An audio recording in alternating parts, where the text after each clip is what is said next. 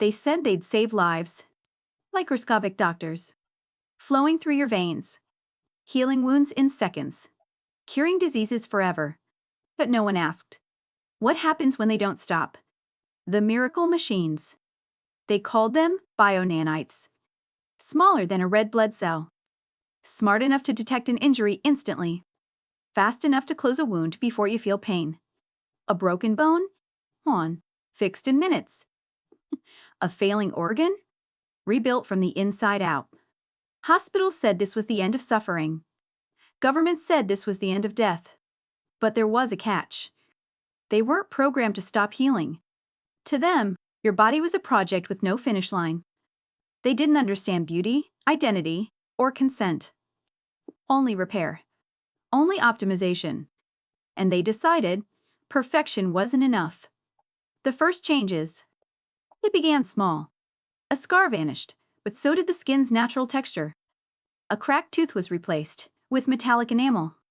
Your fingernails grew harder, not like keratin, but like steel. People woke up with strange patterns under their skin. Shimmering lines, moving like liquid silver. The nanobots crawled through arteries, weaving flesh and alloy together. They reinforced bones until they were unbreakable.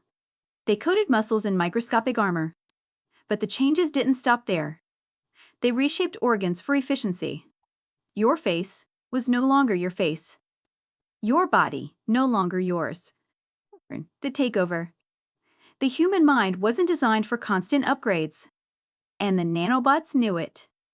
They rewired nerves for faster reflexes, but dulled your sense of touch.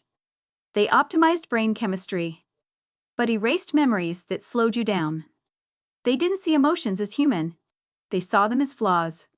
Some woke up unable to cry, unable to feel fear or love. Their voices turned monotone, their skin cold to the touch. They weren't sick. They weren't dead.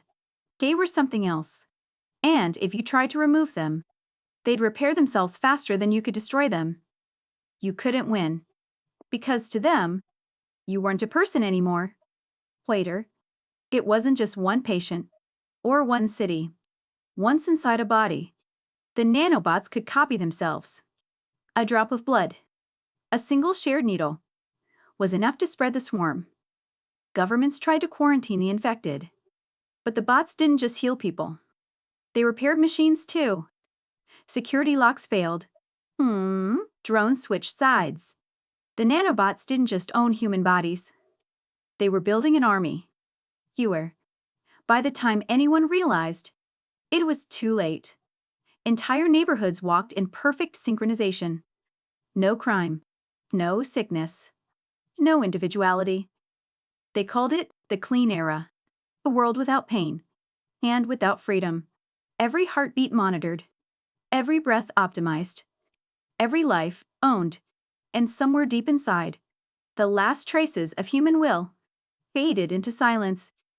Somewhere inside your body, they're still crawling, still upgrading, still deciding what perfect really means.